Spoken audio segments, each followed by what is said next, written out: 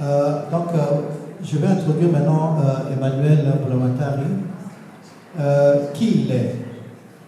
Actuellement, il est directeur régional ouest du Québec au sein de l'organisme Les Petits Frères, qui œuvre depuis 60 ans pour contrer l'isolement des personnes aînées. Il est titulaire d'un DESS en administration sociale, Montréal, bien sûr. Emmanuel a d'excellentes habiletés en développement stratégique. Il jouit de plus de 20 ans d'expérience dans la gestion des organismes communautaires et contribue efficacement à la participation sociale et à l'inclusion des groupes défavorisés au Québec et à l'international. Emmanuel est aussi impliqué socialement dans l'inclusion des communautés racisées en général et des communautés afro-descendantes en particulier. C'est un fier citoyen de Laval. Il a participé au plaidoyer auprès des instances municipales qui aboutit à la reconnaissance du mois de l'histoire des Noirs et de la mise en place du Conseil consultatif sur les relations interculturelles à Laval. C'est un passionné du développement socio-communautaire, comme vous l'avez remarqué. Emmanuel siège dans le conseil d'administration de l'organisme La Maison des Parents de Bordeaux, Quartier-Ville, et il exerce aussi en tant que membre du conseil consultatif sur les relations interculturelles de Laval. C'est un citoyen engageant. N'est-ce pas, à Laval, ils ont la chance de vous avoir. Depuis plusieurs années, il prend part à diverses plateformes, en l'occurrence comme celle-ci, d'échanges pour la promotion du mois de l'histoire des Noirs au Québec et au Canada. Emmanuel, on a déjà entendu ton début d'intervention concernant les mariages recomposés avec ce input intéressant. Sans père, on risque d'avoir un manque de repères. Je vais parler de ce que dit professeur Michel Vaz-Laroussi du groupe Métis Migration et Ethnicité dans les interventions en santé et services sociaux, volume 7, numéro 4, avril 2016. Il est dit ceci, parlant du divorce des femmes immigrantes qui quittent leur conjoint une fois immigrées au Canada. C'est une problématique que nous avons rencontrée à plusieurs reprises dans plusieurs communautés des immigrants. Alors, la question est celle-ci. Est-ce que c'est parce qu'au Québec, on a le droit de divorcer que les mariages éclatent? C'est vrai que dans un certain nombre de cas, nous dit Michel prudemment, parfois, il est vrai que les problèmes existaient avant l'immigration. Mais la pression sociale, la religion, la dépendance économique et de la femme faisaient en sorte que le couple demeurait uni. Donc il y avait un antécédent lié à la culture qui fait qu'on demeure unis parce que la femme est dépendante économiquement, financièrement de l'homme. Une fois au Québec, les barrières tombent parce qu'elle travaille, elle est indépendante, elle est capable d'avoir un revenu et donc normalement on s'attendrait qu'elle participe davantage au développement du couple, mais il semble que les barrières tombent et le couple rompt. Ma question, de par votre expérience, diverses interventions auprès des hommes, parce qu'en même temps vous avez un ministère qui n'a pas été relevé ici, un ministère qui s'occupe des couples. Et ça fait 4 ans déjà, si mes souvenirs sont bons, que vous œuvrez dans ce sens-là, d'aide, d'accompagnement des couples qui sont dans le besoin, qui vivent certaines problématiques. Et donc, dans votre expérience et vos diverses interventions auprès des hommes, que pensez-vous des causes de séparation au Québec? Merci beaucoup, mon frère Jean-Pierre. Dans ma présentation, très bien faite au niveau professionnel, il faudrait mentionner quelque chose de très important. Je suis marié à Joël.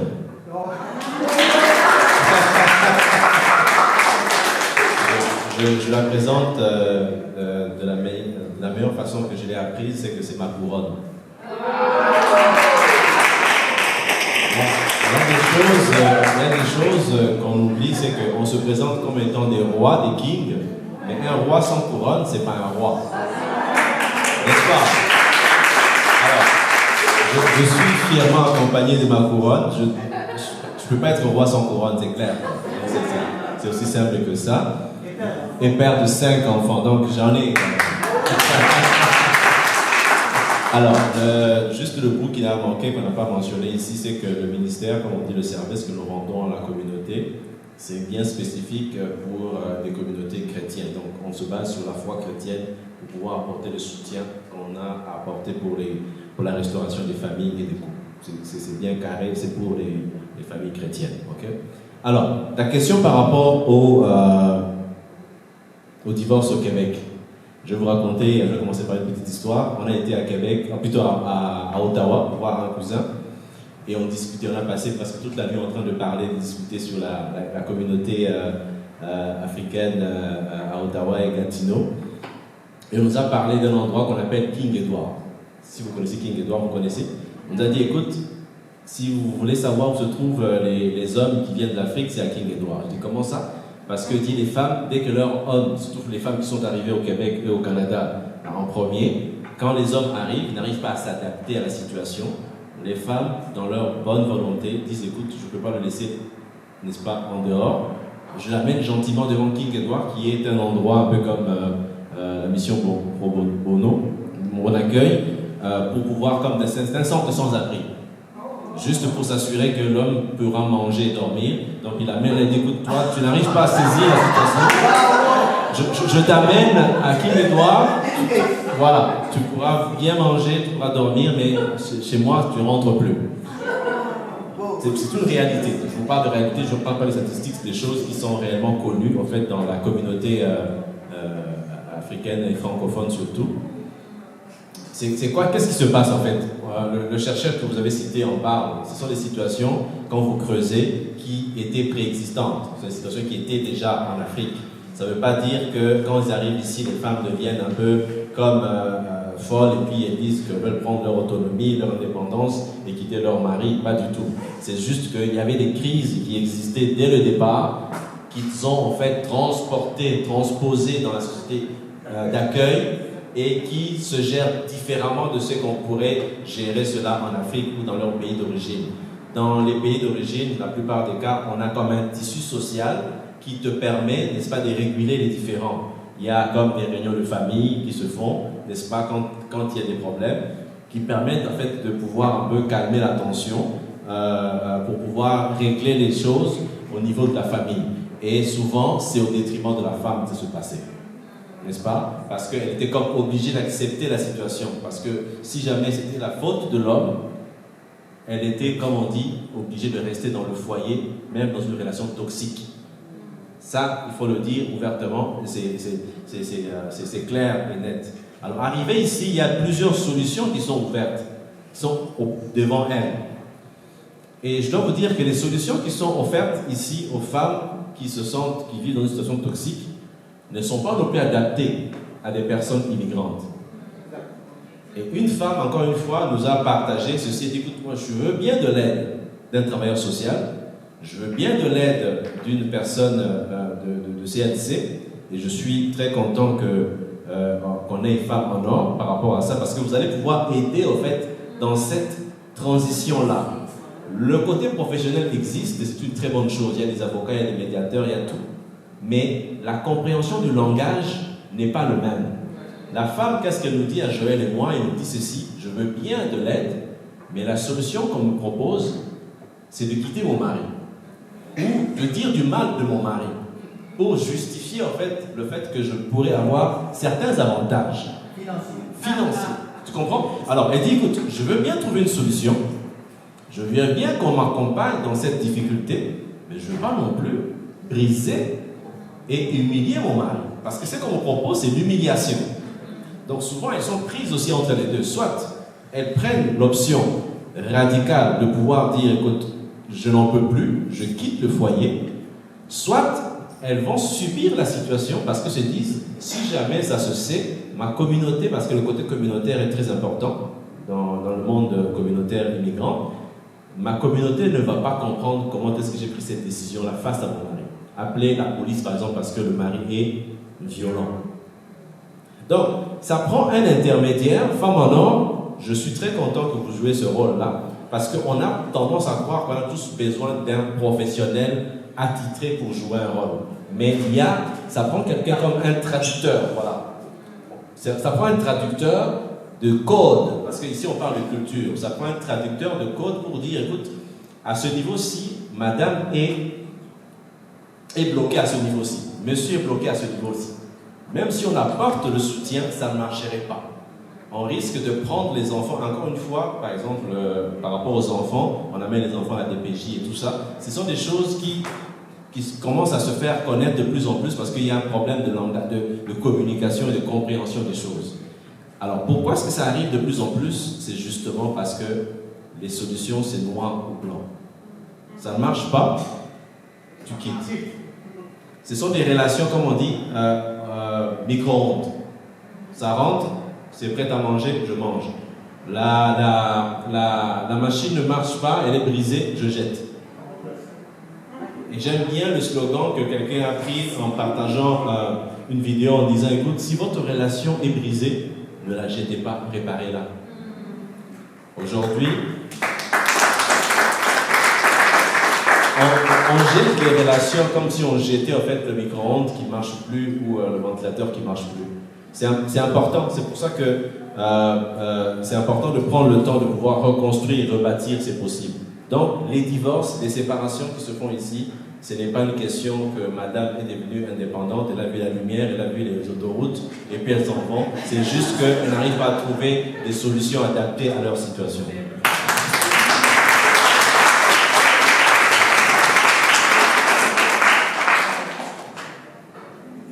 Ça m'amène à la deuxième question. En fait, je crois que tu as abordé un point spécifique par rapport à ça. C'est que les hommes ont de la difficulté à demander de l'aide, contrairement aux dames. Vous avez un avantage par rapport aux hommes, c'est que, advenant un problème ou une problématique que vous avez de la difficulté à gérer, vous êtes encline à aller demander de l'aide, comparativement aux hommes qui ont un sérieux problème de demander de l'aide. Parfois même c'est culturel, parfois même c'est traditionnel. On ne va pas demander de l'aide. Parce que dans la perception de l'homme, si je peux me permettre cette petite introduction, dans la perception de l'homme, lorsqu'il va consulter quelqu'un, c'est parce qu'il a failli. C'est pas parce qu'il a un problème, c'est parce qu'il est incapable. Un homme ne peut pas, devant un problème, une problématique, dire qu'il est incapable. Il va tout faire pour trouver une solution. Mais demander de l'aide à une tierce personne, c'est synonyme qu'il a échoué. N'est-ce pas? Et donc, partant de toute cette situation de l'homme pourvoyeur, l'homme solution, l'homme qui apporte vraiment tout sur la table, comment ce dernier, avec la culture dans laquelle nous sommes venus, peut faire la démarche de consulter? Très très bonne question. Et ça se résume, si on peut le dire très, très simplement, par rapport à une crise identitaire. Tu l'as mentionné tantôt, on a tous partagé sur cela. C'est que l'homme a comme mission de pourvoyeur et de protecteur. Ça, c'est la première mission vraiment assignée à l'homme depuis tous les temps. Il doit pourvoir, n'est-ce pas, au niveau physique, mais on oublie souvent le côté non seulement financier, physique, matériel, mais aussi on oublie le côté émotionnel, on oublie le côté spirituel. La protection, elle est à différents niveaux, n'est-ce pas? Elle n'est pas seulement au niveau d'apporter du pain sur la table, ça c'est le basique, tu en as parlé, Johan, c'est au niveau de la pyramide de Maslow, n'est-ce pas? Ça évolue, n'est-ce pas, à 5 niveaux. Il faut se réaliser. La première des choses, donc au niveau de ce membre-là, c'est l'accomplissement, c'est la réalisation. Il faut avoir une mission, avoir une vision. Alors, pourquoi est-ce que l'homme n'arrive pas à demander de l'aide? C'est la question, n'est-ce pas? Alors, quand on est en face d'une situation, comment est-ce qu'on l'appréhende? Comment est-ce qu'on ressent, on perçoit le soutien de l'autre? C'est une très bonne question. Mais sur le plan pratico-pratique, dans un premier niveau, c'est qu'il n'y a pas assez d'organismes qui viennent en aide aux hommes. Femmes en or, là, il y en a plusieurs. Il y a beaucoup d'organismes qui viennent en soutien aux femmes, de plusieurs façons. C'est une très bonne chose. Et la solution vise la femme. C'est pour ça que je dois vraiment tirer ma révérence par rapport à Femme en Or, parce qu'elle inclut l'homme dans la solution. Souvent, les solutions qui sont mises sur la table, quand vous écoutez la radio, quand vous écoutez les médias, quand vous écoutez l'actualité, c'est on a injecté 2 millions, 3 millions, 10 millions pour venir en aide aux femmes qui sont seules, qui sont battues, pour avoir des hébergements, pour avoir du soutien et, psychologique et tout ça. C'est la femme qui est visée directement. On oublie l'aspect homme. Souvent, ces femmes-là, si elles se retrouvent dans cette situation, c'est à cause d'un homme. Pourquoi on ne va pas chercher l'homme aussi? Pourquoi on ne va pas dans la source? On vise en fait la réponse immédiate. On ne va pas à la source. Ce qui fait que ce sont des choses qui vont se perpétuer. La femme qui va faire grandir un enfant qui est vécu dans cette situation, un enfant que tu amènes dans un centre de femmes battues, qu'est-ce que tu veux qu'il puisse en sortir de cet enfant-là? Qu'est-ce qu'il va en sortir? C'est un enfant qui va battre sa femme aussi. C'est une femme qui va être indépendante, qui va dire « moi, ça ne m'arrivera pas. Ma mère a été battue là, moi, vous ne m'aurez pas. » C'est-à-dire qu'elle se rend toujours en défensive contre un homme. Vous comprenez un peu? De manière très subtile, on fait perpétuer, en fait, de génération en génération, un cycle de problématiques, de relations entre l'homme et la femme qui fait que ça ne marche pas. Deuxième chose, le fait qu'il n'y a pas de soutien aux hommes. Il y a de plus en plus, heureusement, le gouvernement du Québec a compris cela, il y a de plus en plus de l'argent qui est mis de l'argent pour pouvoir soutenir les hommes. Il faut que maintenant qu'il y ait, deuxième niveau, un engagement d'autres hommes qui se lèvent, un peu comme vous faites à la présidente Laure, mais aussi ce que tu fais, Johan, qui s'engagent, qui se disent, écoute, je vais prendre ça comme étant ma mission de vie, soutenir les hommes. Et ça, c'est important. Comment est-ce qu'on doit chercher un peu comme des missionnaires là, par rapport à dire, écoute, moi, je vais faire ça comme ma mission de vie, aller soutenir les hommes qui sont aux prises à des problématiques, par exemple, de colère, aux prises à des problématiques d'addiction. Souvent, quand on a des problématiques d'addiction, des problèmes de violence, ce sont des choses qui sont reliées à son passé. Et ça prend un soutien, ça prend un accompagnement, ça ne prend pas du jugement. Le jugement, là, on en a déjà assez. On veut maintenant des solutions. Ça prend des gens qui vraiment prennent le devant pour pouvoir aller aider les hommes sans jugement. Et ça, on en a besoin dans nos communautés pour pouvoir les accueillir et les soutenir. Et je pense que si on prend ces deux aspects-là déjà, ça pourrait être une bonne chose. Troisième aspect qui est un peu plus, je pourrais dire, global, c'est vraiment de réfléchir sur la place de l'homme dans le foyer, dans la famille. Aujourd'hui, là, la place de l'homme, on ne sait plus où elle est. C'est pour ça que des fois, l'homme réagit de manière violente, parce qu'il ne se retrouve pas. Il veut prendre sa place de manière avec violence. Alors si globalement, on replace la place de l'homme, on réfléchit à la place de l'homme, et l'homme se réapproprie son rôle sans pour autant se positionner comme étant un homme dominateur, parce que souvent c'est ça qu'on pensait être. Quand tu es un homme, c'est-à-dire que tu as la première place et tu dois dominer. C'est-à-dire que c'était une fausse façon d'appréhender ta place. Tu es un homme, tu es un leader. Un leader, c'est celui qui donne la vision. C'est celui qui qui communique aussi cette vision. Un bon leader, c'est celui qui donne aussi l'exemple, qui est prêt à montrer l'exemple dans ce que tu veux accomplir. Un modèle, voilà, parce que si tu deviens un repère, et j'aime bien l'associer, et tu ne peux pas penser à l'homme sans penser à la femme, parce que la femme vient soutenir la mission, la vision. Alors, ça fait un pair, en fait. Sans cela, ça devient débalancé. Donc c'est important que la vision soit connue, la vision soit communiquée clairement, de manière très claire, et avec différentes étapes d'accomplissement. Si jamais on échoue, on est aux prises à des problèmes, on peut s'asseoir encore une fois avec son partenaire, qui est sa femme, son épouse, pour pouvoir renégocier la reprise, encore une fois, de la mission qui nous a été confiée entre nous, qu'on a définie ensemble. Alors, en fin de compte, je me dis, si on doit parler à un homme aujourd'hui qui a besoin d'aide, ou bien une femme qui voit un homme en détresse, c'est vraiment d'être dans la compréhension, d'être à l'écoute pour pouvoir le soutenir, être vraiment en perspective de dire, est-ce que tu as besoin d'aide? Je peux te référer à quelqu'un pour t'écouter, pour t'accompagner, il y a des solutions pour toi. Voilà ce que je peux dire par rapport à ça. Merci beaucoup pour ces éclairages.